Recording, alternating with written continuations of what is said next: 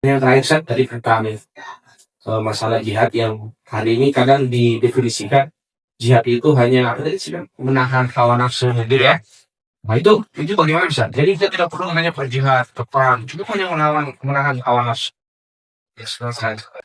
Nah, yang pertama saya perlu menyinggung berkaitan dengan jihadul nafs yang ada di dalam hadis. Memang ada hadis yang populer yang beredar di kalangan kaum muslimin.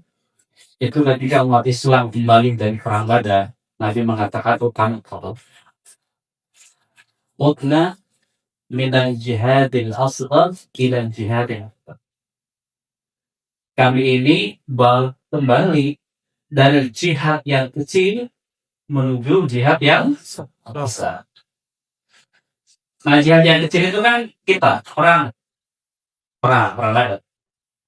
Menuju al-jihadul akbar, jihad yang besar, dan jihad akbar yang dimaksud adalah jihadun nafsi. Jihad bukan melawan musuh, tapi melawan hawa nafsu. Nah, tetapi berkaitan dengan status hadis ini, ada yang menyebutkan itu hadis yang maudhu', ada juga yang menyebutkan itu adalah hadis yang dhaif jiddan. Bukan hanya dhaif, tapi dhaif jiddan.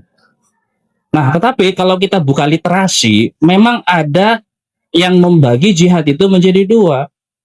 Ada al-jihadul asghar wa huwal qital, ada al-jihadul akbar wa huwa jihadun nafsi.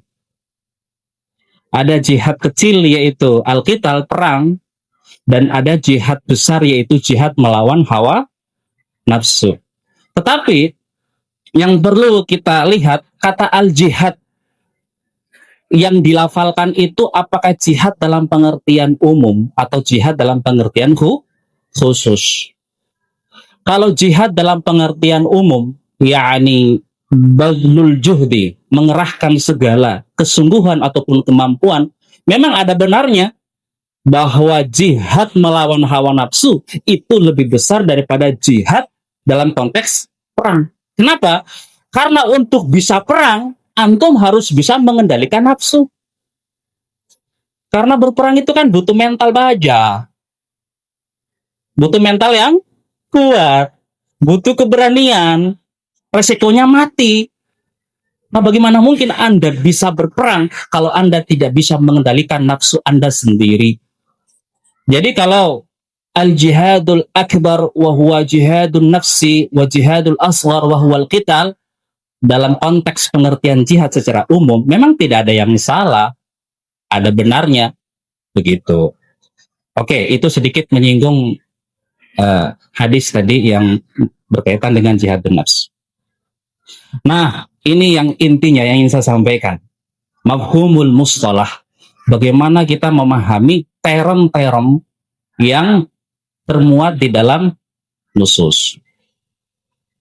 Perlu kita pahami bahwa jihad itu ada jihad bimakna lughawi, ada jihad dalam pengertian bahasa atau jihad dalam pengertian umum, ada jihad bimakna syar'i atau jihad dalam pengertian khusus. Ada al-haqiqah al-lughawiyah, ada al-haqiqah asy-syar'iyyah. Kalau kata al-jihad dari sisi al-haqiqah al-lughawiyah, makna bahasanya atau etimologisnya itu maknanya adalah badlul wusa', badlul juhud, mengerahkan segala kemampuan, mengerahkan segala sumber daya yang kita miliki, atau mungkin kita terjemahkan dengan kesungguhan atau bersungguh-sungguh. Itu jihad dalam pengertian haqiqah lughawiyah atau dalam pengertian umum. Adapun jihad dalam pengertian haqiqah syar'iyyah sebagaimana yang kita baca di dalam kitab-kitab fikih, dan tadi saya sudah nukilkan satu pendapat tentang ta'rif syar'i daripada jihad, yaitu badlul juhdi fi qitalil kuffar, mengerahkan segala kemampuan dalam rangka memerangi orang-orang kafir. Nah, kalau kita perhatikan nas, memang di dalam nas Al-Quran maupun sunnah, kadang-kadang lafal itu memang dimaknai bahasa saja. Tapi kadang-kadang lafal itu maknanya adalah syar'i. Misalnya saya kasih perbandingan. Di dalam Al-Quran Allah Subhanahu wa Ta'ala berfirman, "Wa shalli 'alaihim fa inna sholataka sakanun lahum." Kira-kira kata sholat di dalam ayat ini itu maknanya lugawi atau syar'i?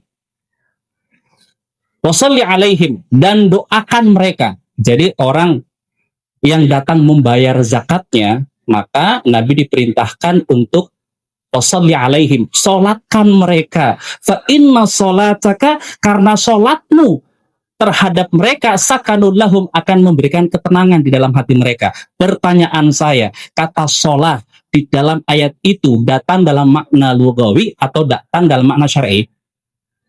Datang dalam makna lugawi. Bandingkan dengan firman Allah Subhanahu wa Ta'ala, inna sholata kanat 'alal mu'minina kitaban mawquta. Sesungguhnya salat itu adalah kewajiban atas orang-orang beriman yang telah ditentukan waktunya. Ini sama-sama kata salat enggak? Sama-sama kata salat, tetapi kata salat yang termuat di dalam ayat yang kedua itu datang dalam makna syar'i. Apa makna syar'i dari salat? Aqwalun wa af'alun makhsusatun muftatahatun bit takbiri wa mukhtatamatun bit taslim. Ya, jadi suatu aktivitas baik itu ucapan maupun perbuatan khusus yang dimulai dengan takbir dan diakhiri dengan salam. Sama juga kata jihad. Kata jihad di dalam Al-Quran kadang datang dalam makna lugawi, kadang datang dalam makna syar'i. Misalnya nih, Allah Subhanahu wa Ta'ala berfirman, "Man jahada fina lanahdiyannahum subulana." Barang siapa yang berjihad di jalan kami, maka kami akan menunjukkan padanya jalan-jalan. Kira-kira jihad di dalam ayat ini itu maknanya perang atau bersungguh-sungguh di jalan Allah? Lihat, ayat ini makkiyah, bukan madaniyah. Sementara kewajiban jihad dalam arti perang itu madani, bukan makki. Jadi kata jihad di dalam ayat itu jelas datang dalam makna lugawi. Nah sekarang kita pindah ke hadis-hadis. Banyak memuat kata jihad.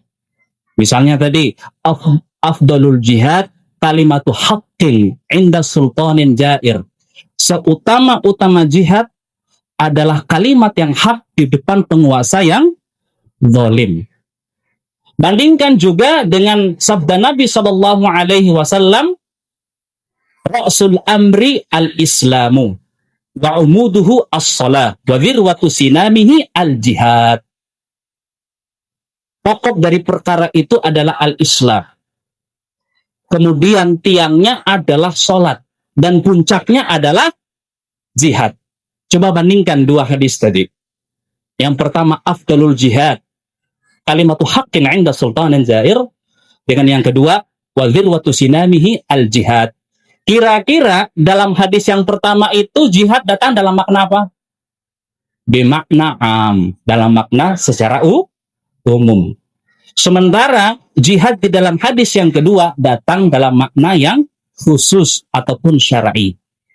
Nah, yang menjadi pertanyaan Ustadz, kalau kita dapatkan satu kalimat, satu term di dalam nas, ini kita maknai syar'i atau kita maknai lugawi? Nah, di situ ada kaidahnya. Apa kaidahnya? Al-haqiqatu syar'iyyatu muqaddamatun 'alal haqiqatil lugawiyyah. Jadi, hakikat syar'i itu harus didahulukan atas hakikat lugawi. Kapan hakikat lugawi? Ketika ada qarinah, ada indikasi yang memalingkan lafal itu dari makna syar'i ke makna lugawi. Contoh, apa contohnya tadi? Afdalul jihad, seutama-utama jihad. Tapi Nabi lanjutkan kalimatul haqqin. Kata kalimatul haqqin menjadi qarinah bahwa jihad yang dimaksudkan di situ adalah bimakna lugawi, la bimakna syar'i. Tapi kalau kita dapatkan satu lafal di dalam hadis tidak ada korina, maka harus dimaknai secara syar'i. Contoh, al-jihadu madin ila yaumil qiyamah. Jihad itu akan terus kewajibannya berlangsung sampai hari kiamat. Kita maknai apa ini? Lugawi atau syar'i? Syar'i, karena tidak ada korinah yang memalingkan maknanya. Atau misalnya ada ada hadis yang tadi itu, Ra'sul amri al-islamu wa umuduhu as-salah wa dhirwatu sinami al-jihad. Ya, kita harus memanai jihad yang dimaksud adalah al-qital. Kenapa? Karena tidak ada korinah yang memalingkan makna dari makna syar'iyah ke makna lugawiyah.